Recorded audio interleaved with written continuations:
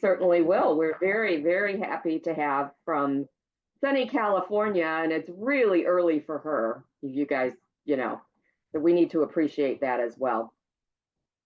Barb Teen, and she will be speaking to us today about Projectkin.org, which is an online community. And she will share how adding this Projectkin magic can be useful in engaging our extended families in helping out. She's also is going to show us how she used it to research some of her 19th century Indiana family that moved here from North Carolina. And so we're excited to hear all about that. If everybody would please mute themselves, and feel free to turn off your video if you choose to. But thank you, Barb. We're looking forward to you. Thank you so much. I appreciate the warm welcome and the kinship from Indiana. Let me start by clarifying something important. I did build my background, my career in technology here in the San Francisco Bay Area in so-called Silicon Valley. And after all those years, I had an idea for a product, and I went off to go be that software entrepreneur and didn't make it. Most startups don't succeed. So I tried again, and that also didn't make it. But along the way, I found the family history community. And as we were winding down my previous startup, Ponga.com, we had regular monthly meetings with our community. And sure enough, I didn't want to lose the community, even as we took the software platform offline. So in fact, I just noticed that one of our longtime community members has signed up here. And so what we ended up doing was building a community. So we are, in fact, entirely platform independent. I don't take sponsorships. I don't take affiliates. I allow people to talk about their software, but in the context of what is the capability and how is that all working together. What I'm going to talk to you about today will be sharing a little bit of how somewhat the kinds of things you can do, but largely what I'm doing is building on top of the genealogical research that you've done to find ways to tell family stories. So in my view, the problem I'm trying to solve, big mission that I have with Projectkin, is to help people tell their stories in whatever form it takes to make that happen. And, we're kind of in a golden age right now of forms of storytelling. And that's kind of where this all heads, because storytelling is it's something that's been here since the cave drawings, right? Ways that we can tell a story that are beyond ourselves. What I have, and I'm going to go ahead and share my slides if that's okay. What I have here is a simple presentation that walks you through, to a certain extent, my story of trying to solve a problem, and then what I did to try to tell that story. So here I am. I'm calling this writing a cabinet card into Indiana's historic past, because that's kind of what happened. So getting started here. As families, we often start with the stuff, and it did for me as well. These are collections of pieces from my own family history. These are artifacts. In fact, you realize, I'm sure all of you, for what you do, they are vessels. They carry memories for us across the generations. It's the thing that we pass down, and then we're gone, and we have to trust it to carry that story. So looking back at this stuff, I discovered a cabinet card in my collection. As I started to look at it, it was just strange. So I wanted to know how it got there. What was the connection? And that connection to Indiana is, in fact, part of a larger story in my own family. So let's go ahead and get started with that. Here's the curiosity. Who is this? And of course, why is he in my family collection? Now, I'm embarrassed to say that little white spot there is because there was a piece of Scotch tape taped to the front of the cabinet card, and on it was handwriting from my dear aunt, and it said, "Somebody in a Shriner's costume." Which at least tells me that she didn't have any idea who this was. And that really had me wondering. So um, I I know it's a cabinet card. That's often a good place to start. I have had in my little career here the opportunity to get to know many fabulous photo genealogists, photo detective. Maureen Taylor's now part of our community. All of these incredibly talented people that teach you the skills of how to dive in and understand what's happening. Well, there's all kinds of things happening in this photo, of course. First of all, he does not look like most of our family members. I'm going to guess from that what my aunt called a Shriner's cap. There was something Middle Eastern about it, but I didn't know much else. Obviously, this is Arabic on his card, although I couldn't quite read what it was saying. I had hints from the that he's holding, little clues like that. So I just want to know, who is this guy? So looking back, for instance, into my own family, this is my 16 great grandparents. I knew where they all came from, except one, but I was pretty sure I knew the details. I just didn't have the history to it. They're either very Swiss German or 5, 7 generations here in the United States, largely coming from the UK, England, Scotland, and so on. So who is this guy? So that actually, the discovery of who is this guy is not my story. My story, as it turns out, is a little more interesting than that and weaves again back into Indiana. So we have a guest here, my faithful cat. Fast forwarding, back in 2018, when I first, or soon after I first found this, I went to the wisdom of crowds. I went to a very large Facebook group and, knock, knock, anybody have any clues for me? About 55 messages in, I had someone say, "Yeah, you know who this is, right?" I'm like, now I'm expecting him to say, Omar Sharif or something like that. No, I don't know who this is. And sure enough, she says, "Well, that's Joseph Arbeely. I know that because I know about this blog post that has this picture, and you know, that's the same guy." So yeah, it's pretty staggering. It's amazing what the human eye is able to do to say, yeah, that's the same guy. That is that guy. So I went ahead and reached out. I'm kind of shameless. Reached out to Dr. Jacobs, who was the author behind that story. Shared with her my picture. You know,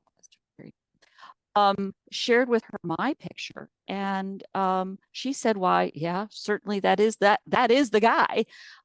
And she introduced me to the subjects of her research. Her research was focused on this particular family who, in 1878, came from Damascus. They were Christians in Damascus and came to the United States and introduced themselves, because it was a thing, as the first Syrian family in America, and moved into New York City, where she was researching the grounding of the Syrian community in New York. So she knew the guy, she knew the family. She introduced me to the descendants who were in Houston, Texas, and I returned to them the card, because frankly, I'd be waving it around if I had it. I do have, of course, this scan. And then a few years later, this is 2021, writes this article for a story map, which is a fabulous tool, which is a professional scholar. It's an absolutely fabulous story. She used my photo and kindly gave me credit, makes it easier to find, and walked all the way through the story of this family, which, back and forth quickly in email, she didn't really share all the details with me. This story map see through who these people are, because I want to know, how did this happen? Who is this guy? So it turned out secret is between 1886 and 1888, because in those years, that's where the family goes to Indiana. And I'm going, I know I've got people in Indiana. My family, I know, we're all Quakers. My Quaker family, as with perhaps many of you here in Indiana, emigrated from Europe, mostly England, came down through the Northeast, and out of religious persecution moved down into the dismal swamps of North Carolina. My family was all in the Albemarle Sound area, and then moved up through Ohio and into Indiana. So that, in fact, by 1847, I think it was, one of my great great grandparents was one in the first class to enroll in what was then the Richmond School for Quakers. And later, when his son comes along, Henry Parker, he makes sure that he goes to the Earlham College as well. And there, it turns out that our family has this strong connection because it was through a professor of his dad's, I guess, Mr. Comack, that he introduces his son to this other woman, Elizabeth Jaques, or Lizzie Jaques, who, it turns out, they get married.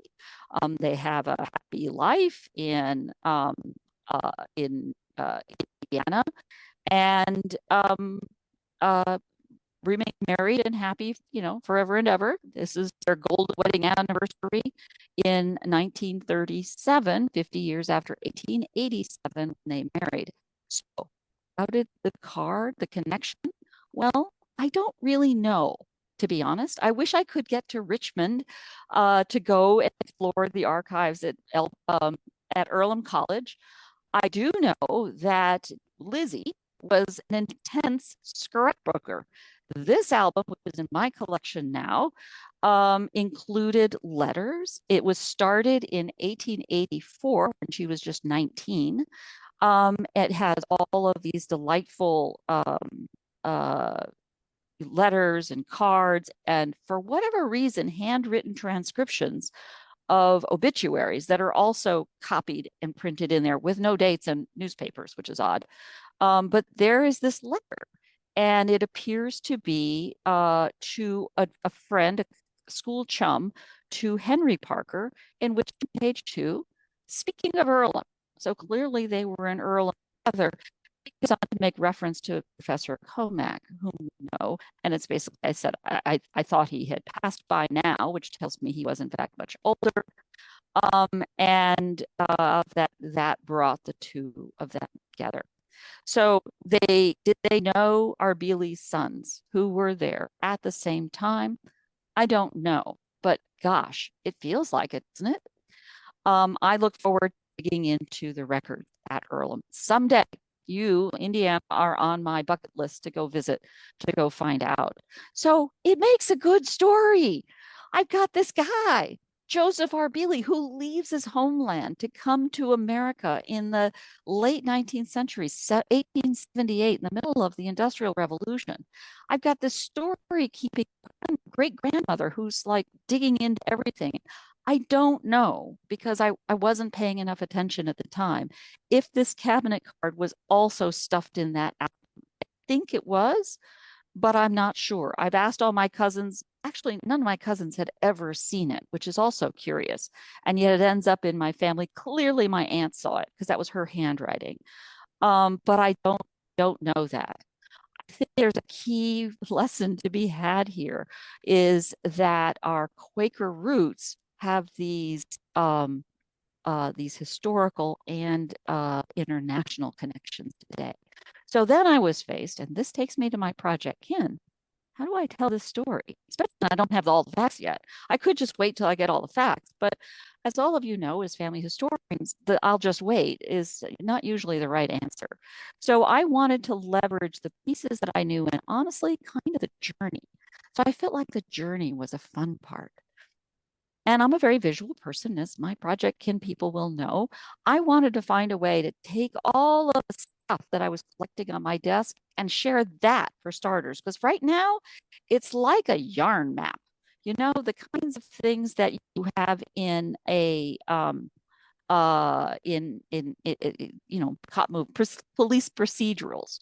And then I started looking back at all of the stuff again that I'd acquired from my ancestors, and it dawned on me that as I look at each of these things, and I have pieces that date back to certainly the early 19th century. I hadn't really thought about it from the perspective, what's the very oldest piece that I have?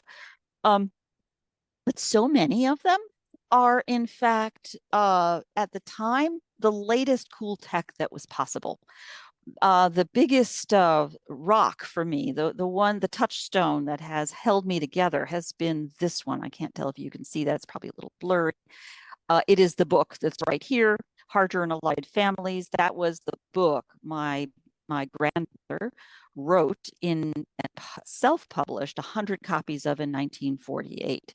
I thought this was this extraordinary thing. A lot of people did that, which is kind of cool. She had the means, and she put together what she knew.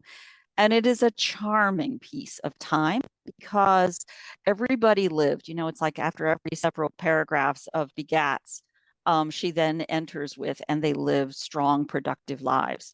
I now know that she was a DAR member, her mother was a DAR member, and her mother-in-law was a DAR member.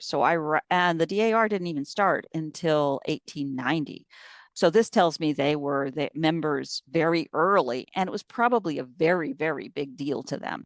So they had already probably collected a lot of these kinds of research and bits. I also have things like this delightful stereograph. To me, a stereograph is kind of like a Betamax or a laser disc. A very cool technology at its time that didn't quite live on, right? You know, who doesn't have a dot matrix printed family tree from probably about 1975? We've been trying to use these new texts to tell these stories in different ways since the beginning of time. And that tells me, you know what, it's okay. It's okay to be looking at the tools that we can do and tell stories in new ways, as long as we're conscious of what we're doing and how we're doing it. And why would we want to do that? Because you know what? Writing a story down is hard, not just because it's hard to write, because it is, but also when you write something, you're forced to be very clear. You're forced to cover everything. You're forced to be sure about the facts that you're telling. You should be. But facts are complicated. And what am I actually sure of? In the story that I just told you, I'm not sure. Really the key point, but it's still a good story. So those are the kinds of things that I wanted to find ways to do. The kinds of things that you see in this collection of the photos, souvenirs, mementos, yeah, they're fun and they're easier. But how do you wrap the context around them so you know the meaning, and then you can still convey those? And today, let's face it, one of the most remarkable bits of technology that we have are these new ways to find and capture the citations. That is, of course, the internet, and find ways to connect that together.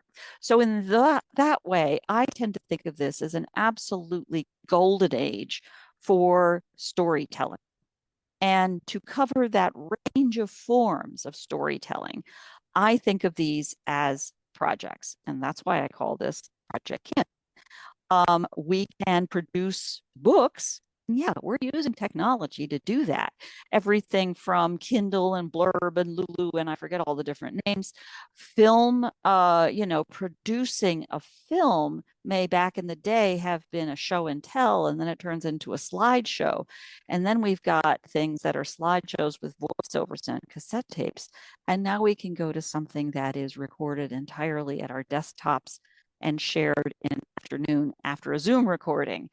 Having ways to carry these ideas forward. We also can do storytelling in the forms of timelines that, again, bring in all kinds of different things from different places to create interactive journeys. And at the end of the day, think about it. The most important thing you're doing in storytelling is conveying an idea. And in stories, beyond the simple facts that may be captured in documents and the procedural pieces of genealogy, you're conveying the emotion, you're conveying the story, you're conveying the why and the how. And these are things that are harder to convey in purely facts elements. And I think projects, especially projects that start to combine factors, can tell a story in multiple ways and convey that larger idea. So that's what this is all about. Our little community is just that. It's not a platform. It's not not some software tool. We're just folks that get together and share the latest of what we've done, share our stories, share the emotion and the techniques even, as well as the passion of what it takes to do that. We use a third-party platform to share all of this. To my experience, it has been the best of possible combinations available today, but we're platform independent. We can pull up stakes and go elsewhere tomorrow. Today, we're using Substack, and I'm always happy to talk to people about why and how I do that. I think it's been a wonderful place for family history, and it is very much early days in how we do that. Using that platform, we have a rich resources of interactive media to be able to share what we've done. And then a lot of times we're using video to explain what that is. And some examples of some of the projects that we've done for Projectkin include what these names come up to convey an idea, of course. Playing for Ancestors is an idea led by a fellow named Simon Davies out of the UK, who has a platform called weare.xyz. He wasn't selling his platform, but he was leveraging that by creating cards. You know, the idea of 52 ancestors. He put 52 ancestors and places and artifacts and things onto playing cards, a custom set of playing cards, which remarkably are cheap these days. You can have a few of them made for less than 20 bucks a piece. Had this done, and then on every card is a QR code that goes back to his database that can go on and get people engaged in the stories behind them. Private podcasting. This is a project I did because I wanted to solve a problem of how could I have my extended family, my cousins and siblings and their children, I don't have grandchildren at this point, but have all this extended family be able to hear these stories. I wanted to have a channel where I could just pop the stories in and make sure everybody could see them and allow them to come back and answer and have a conversation about it without it being performative, without it being something that goes out to the whole world. So I call that private podcasting. It is leveraging a bunch of tools. I go through exactly how you do that, all of which are free. You can add in other things, of course, if you want to, but it keeps it sharp and tight. And a way to connect with living kin and cousins. Another one I'm especially fond of is the 5-generation cookbook. Many of us have put together family cookbooks, grandma's recipes, things like that. She did this with a twist because the goal for her was to engage her daughter in this deep family history and the deep culture behind it. Her daughter loved food, so she puts together this recipe book organized by family member, not by food. It's really charming. And in fact, she's now working on her second edition. And all of these are published free, available to anybody from our website. And I've provided links to some of these, certainly to the front door, to get to any of these from our site. So what about this cabinet card in Indiana? And what is this thing I keep showing? And maybe you've seen this in my background. I can hardly tell what you can see and not see. This is an 8x10 photo reproduction of that image, which was created on a Canva whiteboard. So what I was trying to do is I wanted to create something that I could share with family. So a physical object that could be a gift. I wanted to pique their curiosity. I wanted to inspire them. And I wanted to leave the door open for more discoveries. So what better way to do that than with a story that's not complete? And here with this QR code or this link, or it's all in your all in the handout, you can go and explore it yourself.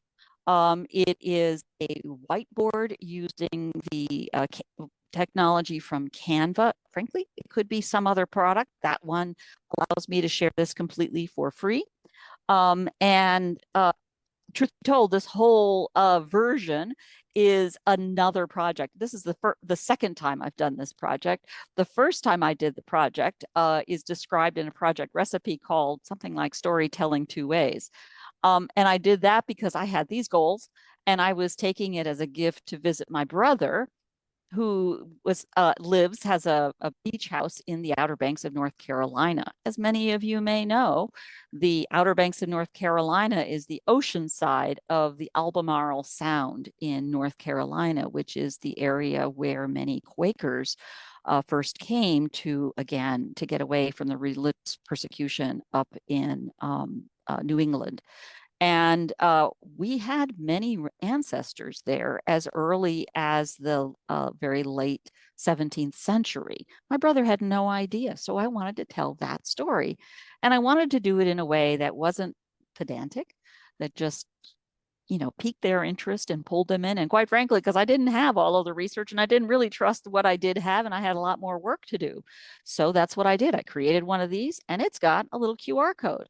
And sure enough, like within 2 seconds after my 30-something-year-old niece sees it, oh, cool. She pulls out her phone and looks, and then, walks away from the piece and continues with her phone. That was my goal. So this one is actually another story that I was curious about, but I created it for the purpose of sharing. And I didn't want to share that one because, frankly, it's our family story. It's a gift I gave somebody else, and I didn't want to just hand it out. So this is another one. And frankly, it's a ball doing. So I had a good time doing that. Each of these is great fun to do. So the components of it, as I said, are a digitally created collage. And if we have time at the end, I can explore that with you and we can discuss this in questions. And then a print version. In this case, I did it by printing it as a photograph and allowing you to view and comment on it from a QR code. So let me show you a little bit of how this works. First, of course, the basic part is the research.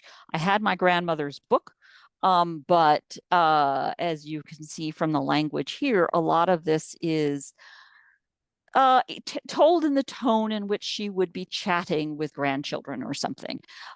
It is a prose. It doesn't have all of the facts. The start, and I reference things like the letters and other material. What the hook to this story was this curiosity, was this cabinet card. How did that happen? Why was that there? You need a good hook that makes that a good story to pull people in. I did this by creating, as I described, a yarn map. This is connected to this, so let me follow that. And it gives you, in some ways, an interactive way to do it. You can be following it in different directions. I printed that as an 8x10 and framed it. And then this includes a little QR code that you can pull up on your phone. Oh, that doesn't seem very hard, does it? This is the project, but I got to tell you, there are a few little tricks to doing it. The most important thing to do, and I would advise this and do advise on this on every one of our projects, and it's sort of intuitive when you're going to sit down and write a book, start with a goal. What's the problem you're trying to solve? In this case, I wanted a gift, and I wanted the gift to be pretty. I wanted it to be something someone was happy and proud to put on their wall. I wanted it with a digital link that was accessible to anyone. I didn't, in this case, want to create it so that it was password protected. Password protecting things can be a very good way to preserve and protect that private information, which is my friend with his cards. One of the nice things about the We Are archive is that you can entirely password protect it, giving individuals their own password, which is very powerful. In this case, I just didn't want to do that. I wanted to have it be accessible to anyone. Canva's great for that. It's not so great for privacy. But again, this was going to be that, and I didn't want to share my brother's board and any comments that my cousins and nephews and nieces make. So that's why I kept these separate. I had a frame in mind to get there, but we'll talk a little bit about it's a little tricky to pay attention to aspect ratios. So the second lesson is to keep it simple. Don't go crazy. Don't try to get every fact in. It's like writing a novel, writing a family history. You don't have to cram everything in there. Think about, in these days, we can think in hyperlinks. We can think in terms of what's the high level that's pretty, what's the high level that gets their attention, and then pull them into something that might be separate documentation, a separate interactive site where they can go in more detail. And as I said, managing resolution is really important. This Canva tool is very good for that, because I wanted to be able, there's no way you can possibly read the copy in here from the hard copy, but that's okay, because this is just a taster. It's a taster menu that gets you excited and wants you to go in and look at it online. And online, you can just keep zooming in and zooming in to see more. So another really important reminder is, as I said, aspect ratios are hard. Getting the print so that the 8x10 works, so there's a little bit of an edge that the mat fit on top of, but didn't cover the QR code, that the QR code still appears at 8x10, still appears big enough that's going to be readable from the phone, and so on. It just takes a little bit of practice to get right. Concerns. One important concern, and this is the kind of thing that we highlight all the time at Projectkin. It's not just about let me go make a handy gift, make a photo book, make a calendar.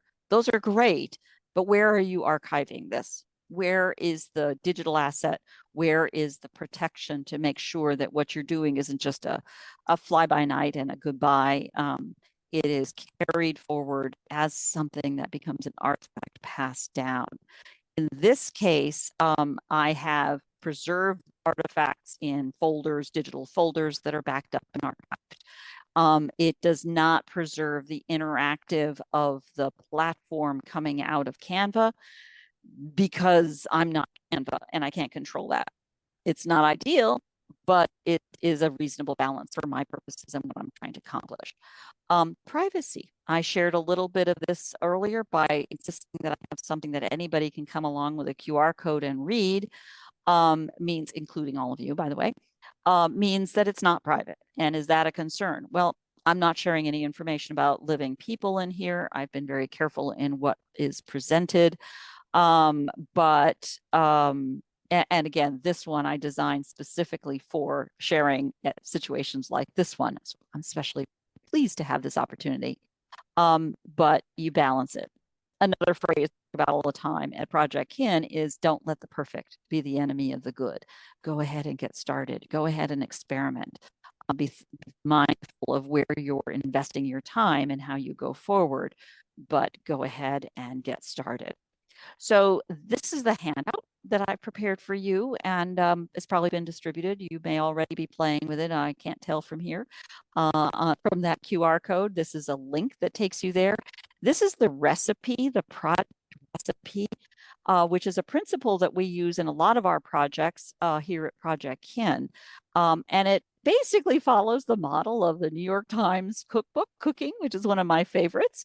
And it follows the logic of, this is the thing, this is why I made it, this is what I was trying to accomplish. So that's kind of an overview. And then this is how I did it. And this is how it came out.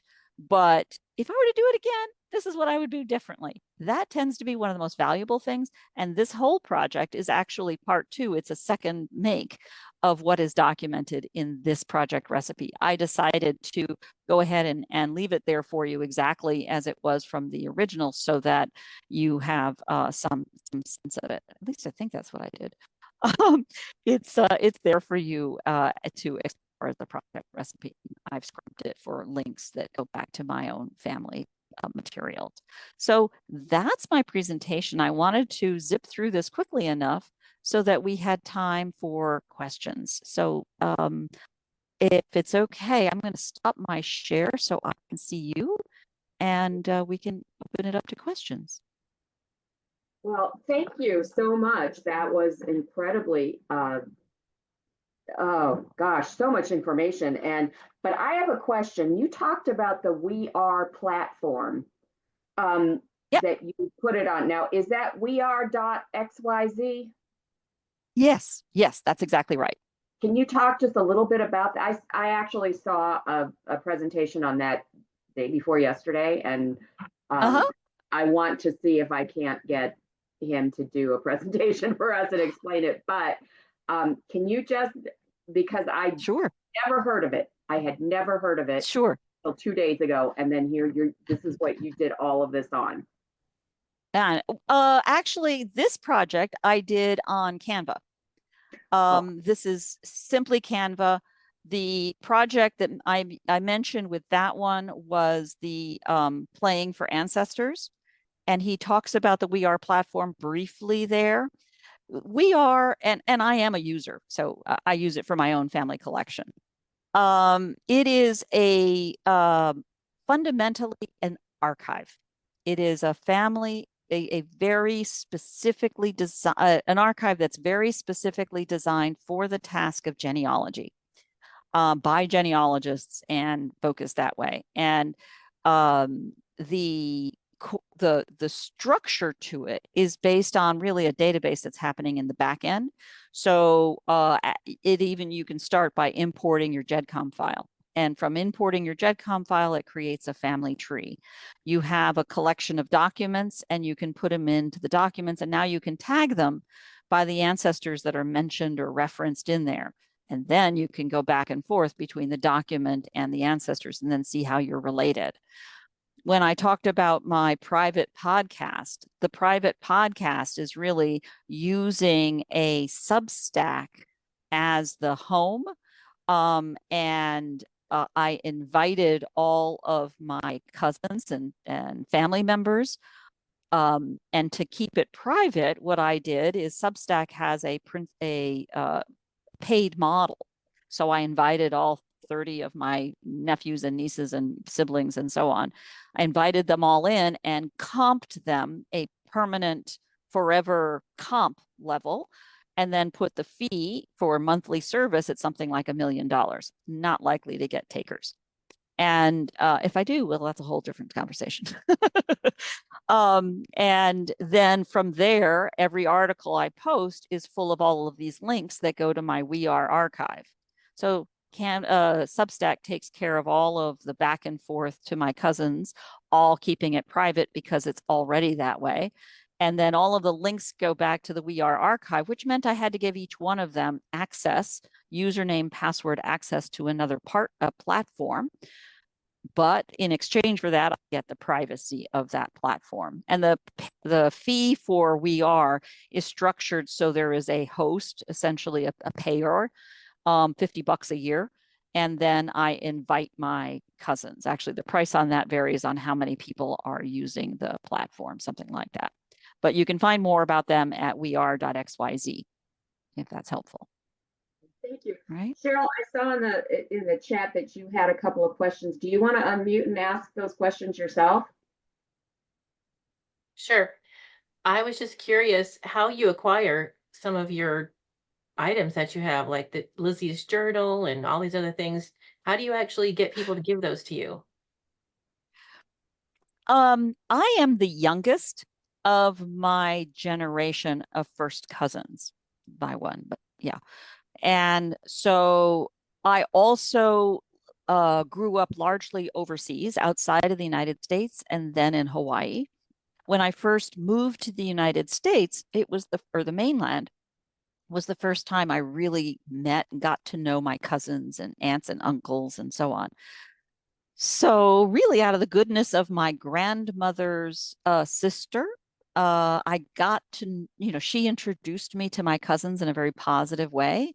I got to be the one to ask all of the questions, and nobody expected me to know the answers. They were happy to tell me because I was asking. And so as they were getting older and downsizing and trying to find a home for these materials, I was the obvious person to give them to. My grandmother, as I said, was an extraordinary genealogist in the old school way of trooping around parish graveyards. And she describes that in this book. There were 100 copies of this book. I now have two of them, or two, two of them. I don't know where most of my cousins do have them, but they're all over the place. The materials she used, her actual research documents, I don't have. I believe those to be now, after chatting with cousins, I believe those to be in an attic somewhere in New Hampshire. So at some point I will get to that attic. And my cousins have said, oh, yeah, I got to get that to you. So at some point I will get a lot more. But most of these things, like the Lizzie Jaquiz's album, and this book, and an extraordinary collection of daguerreotypes and ambrotypes and so on, have come to me from my my aunt, my grandmother's eldest daughter, was the one who lived in the same house as she did.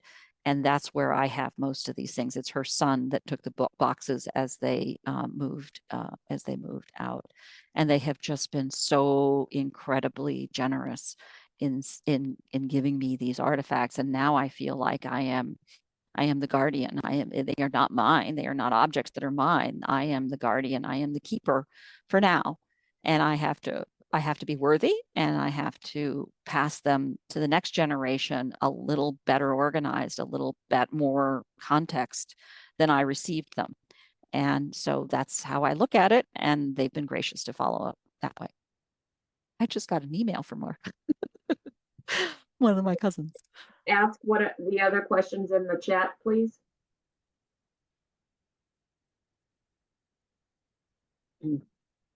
Carrie, are you keeping the questions? I don't see a lot of questions at this moment. Let me scroll back.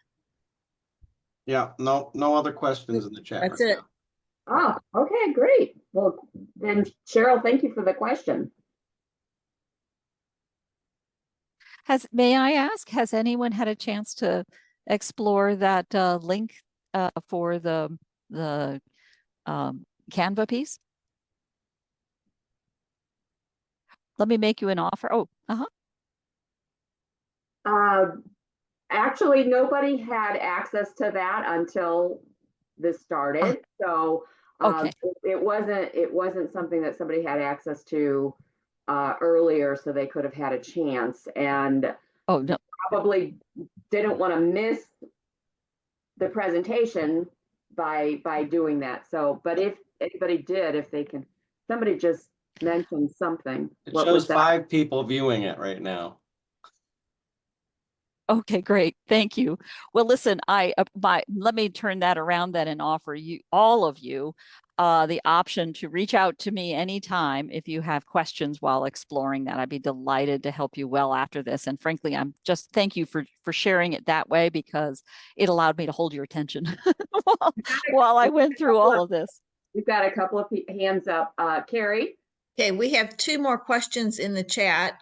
One from Lori.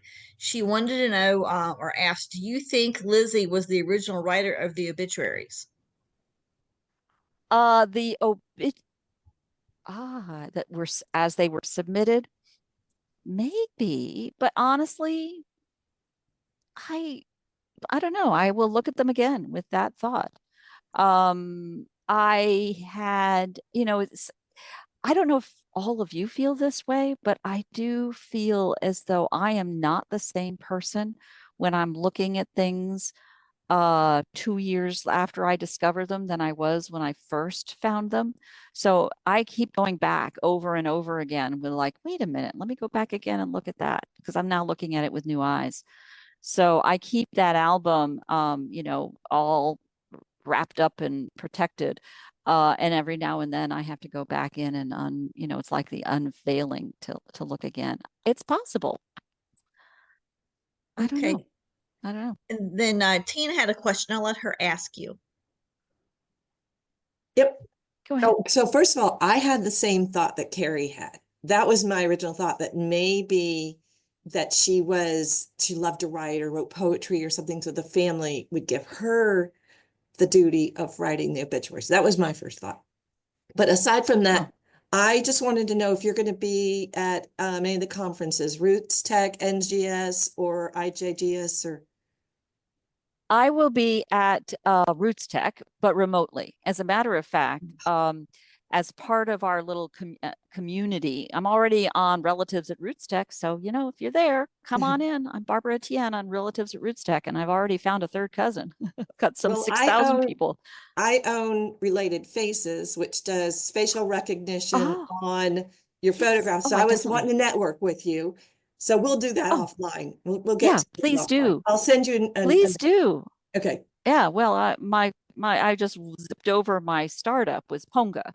And one of the things that Ponga did was take your photos, scanned photos, bring them into a collection, and then apply facial recognition to be able to group the photos that were the same and then give you ways to tell stories in those photos. Sigh, it is not here anymore.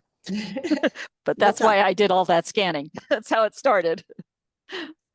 There was another question.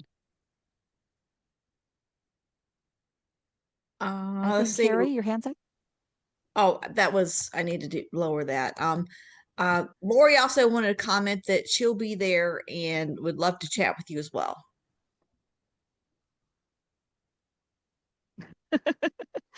Now you have me thinking about that obituary question, because one important point is the handwriting in the album wanders around the